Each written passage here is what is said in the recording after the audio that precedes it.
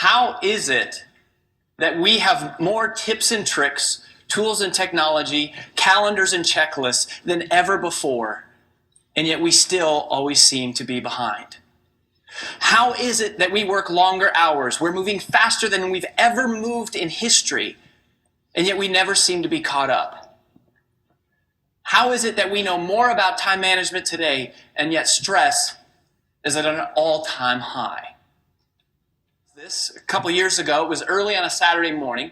I was at my business partner's house, and I was picking him up for a very important international leader planning retreat. And he has this 2-year-old baby girl named Haven. And Haven is the sweetest little thing you can imagine. She has curly brown hair and these sweet, soft brown eyes. And we live in Nashville, so she has a little southern accent that's developing. And as I'm picking up Dustin and we're about to leave, Haven comes sprinting down the hallway. And she leaps and she latches on to Dustin's leg. And she says, "Daddy, where are you going?" And he looks down at her and he says, "Oh, I'm sorry, baby Haven. Daddy actually has to go to work today." And she looks up at him and her eyes well up with tears. And she says, "No, Daddy. Please, no work today. No work, Daddy." And in that moment, I realized two things. The first is that I myself am not ready to have kids just yet. The second is that even though everything that you've ever heard about time management is all logical, tips and tricks, tools and technology, calendars and checklists, it's apps, it's all logic. What I realized in that moment from a 2-year-old is that today time management is no longer just logical. Today, time management is emotional. And how our feelings of guilt and fear and worry and anxiety and frustration, those things dictate how we choose to spend our time as much as anything that's in our calendar or on our to-do list. In fact, there is no such thing as time management. You can't manage time. Time continues on whether we like it or not. So there is no such thing as time management. Really, there is only self-management. Take you on a quick history of time management theory. And that really began in the late 50s and 60s. And it came during the Industrial Revolution. And early time management thought was all about, it was one-dimensional. And it was all based on efficiency. And the idea with efficiency was that if we could develop tools and technology to help us do things faster, then theoretically that would give us more time. Well, there's nothing wrong with efficiency. All things being equal, efficiency is better. And yet, there is an unfortunate limitation to efficiency as a strategy for time management. And it's evidenced very well by the fact that we all carry around miniature computers in our pockets, and yet somehow we're still never caught up.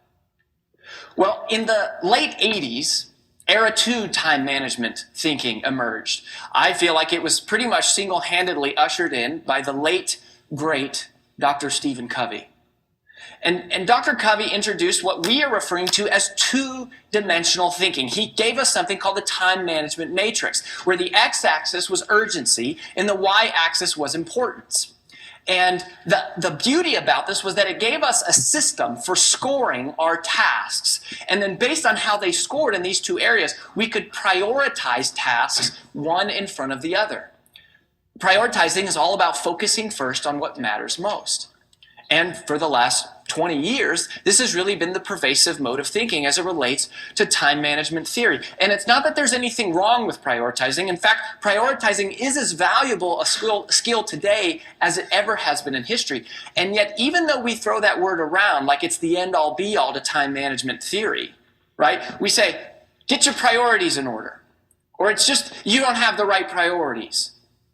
Well, unfortunately, maybe that's not really the case. Because there is a massive limitation to prioritizing that nobody ever talks about, and that is this. There's nothing about prioritizing that creates more time. All prioritizing does is take item number 7 on your to-do list and it bumps it up to number 1, which is valuable in and of itself, but it doesn't do anything inherently to create more time, and it does nothing to help you accomplish the other items on your to-do list. I mean, if you think about efficiency, efficiency is kind of like running on a hamster wheel. And if you think of prioritizing, it's really about borrowing time from one activity to spend on another. It's kind of like juggling. And that really describes the way that we even talk about time. I'm juggling a lot, or I'm trying to balance a lot.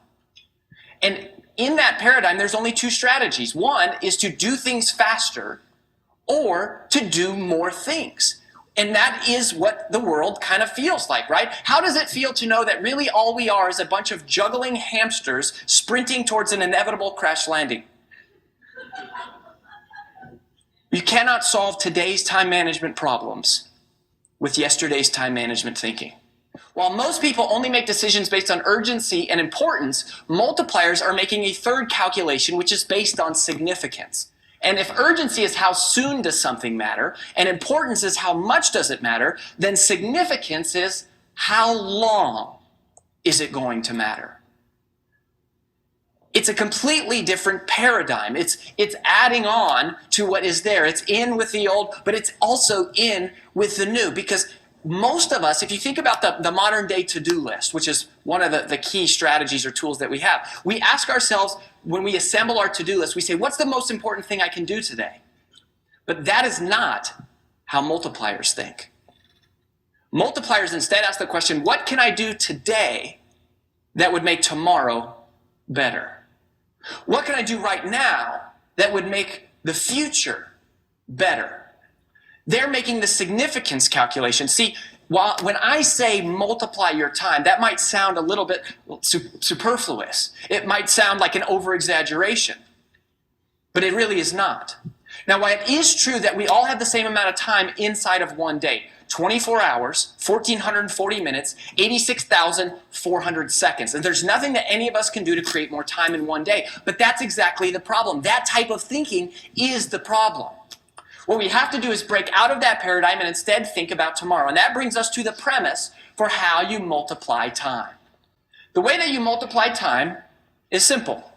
You multiply your time by giving yourself the emotional permission to spend time on things today that give you more time tomorrow. That's the significance calculation. You multiply time by giving yourself the emotional permission to spend time on things today that create more time tomorrow. The significance calculation changes everything. The focus funnel is our attempt to create a visual depiction that codifies the thought process that multipliers go through in their head unconsciously when they are evaluating how to spend their time. It's why some people create extraordinary, explosive, exponential results, and other people seem to kind of just create linear traction.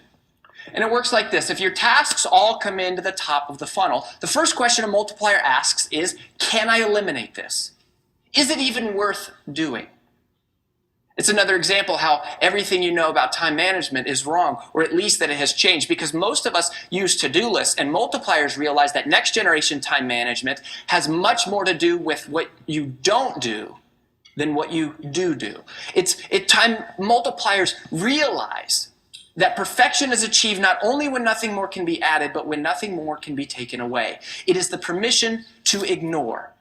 Because anything that we say no to today creates more time for us tomorrow. The challenge emotionally is that we struggle with guilt, and we struggle with wanting to say no but really feeling like we have to say yes. And so we go through life trying to never say no. And in one of the interviews I conducted with the multiplier, they said something that changed my life. They said, Rory, it's futile to go through life trying to never say no. What you have to realize is that you are always saying no to something. Because anytime you say yes to one thing, you are simultaneously saying no to an infinite number of others. If you can't eliminate the task, the next question is, can I automate the task? Anything that I create a process for today saves me time tomorrow. It's like setting up online bill pay. I never have 2 hours in my day to set up online bill pay. I just don't have time. And if I had 2 hours in my day, I would never use it to set up online bill pay. But a multiplier realizes that if I save 30 minutes a month from paying my bills by setting up online bill pay, then it makes sense to invest those 2 hours, because then after just 4 months' time, I will have broken even on that investment. And every month thereafter, I will get something we call ROTI, return on time invested. Automation is to your time exactly what compounding interest is to your money. Just like compounding interest takes money and it makes money into more money, automation takes time and it makes it into more time. The way that wealthy people think about money is exactly the same way that multipliers think about time. And they give themselves the permission to invest the time and energy to automate the process. If it can't be automated, then the next question is, can it be delegated? Can I teach someone else how to do this? But if you ask the average person, you said, are there things you know you could be delegating to somebody else? We would say yes. But then you say, well, why don't you train someone else to do it? And what most of us would say is we say, well, because they just can't do it as well as I can. And that may be true once, maybe twice, but it is only true absent the significance calculation. Because if you think longer term, you realize they'll be able to master the task just like you were. Significance changes everything. It's how you multiply your time. It's giving yourself the permission of imperfect for a little while, because over time they'll be able to figure it out. Now, if you can't automate or delegate a task, that task drops out the bottom of the funnel, and at that point there's only one remaining question. And that question is, should I do this task now? Must it be done now, or can it wait until later?